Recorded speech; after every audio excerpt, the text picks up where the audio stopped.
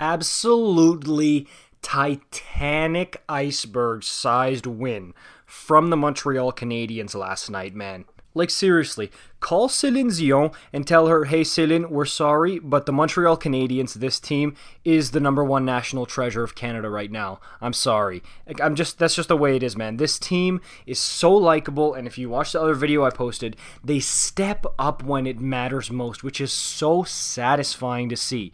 But this video is about two guys in particular, and I was thinking about them because, did you guys see on the broadcast, the guy with the shirt, like the presidential run, Suzuki Caufield 2024, and it got me thinking, like, dude, these guys, man, I mean, we talk about dynamic duos in the National Hockey League all the time.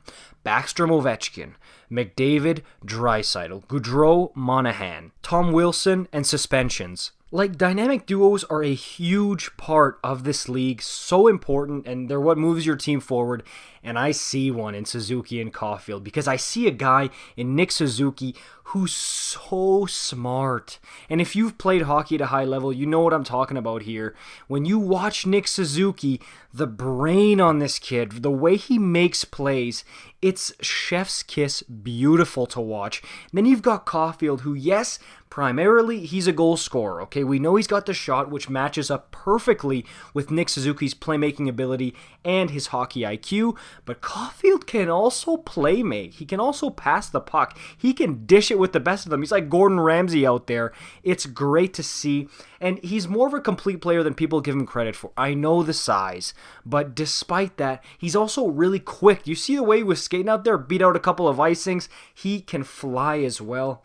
These guys, and if they've got a great running mate, which right now they do in Tyler Toffoli, it's just a perfect combination here. But I can see this duo, and keep in mind, they haven't even had half of a season together here. They were jumped right into the fire here, okay? They had a few games at the end of the regular season, and then boom, the hardest hockey you can find, NHL playoff hockey. So in a full regular season next year, man, am I going to be watching for these kids and what they're going to be able to do. And note the key word there, kids. They're still in their early 20s here. So the more experience, they might even have a Stanley Cup Finals appearance in their future here. What are they going to do in the regular season? Where there's some games where teams will just kind of, like, dude, the Buffalo Sabres. What do you think these guys are going to do to the Buffalo Sabres in the regular season? It's crazy to think about. Now look, does this mean they're both going to score 100 points, they're going to win Art Ross and scoring titles and everything? No, it doesn't mean that.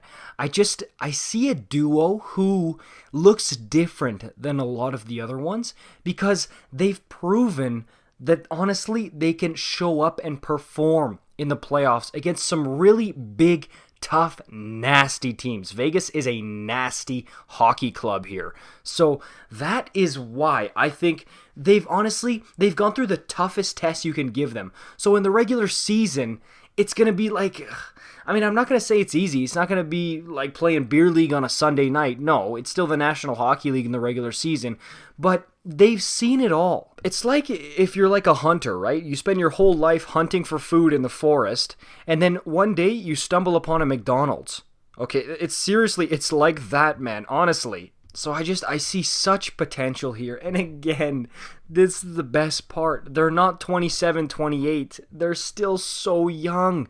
Imagine when Cole Caufield's 25, okay? Imagine when Nick Suzuki's 27.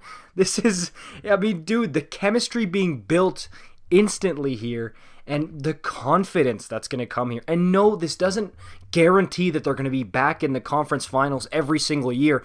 If you watch NHL hockey, you know how rare it is, how hard it is to get to this point every single year.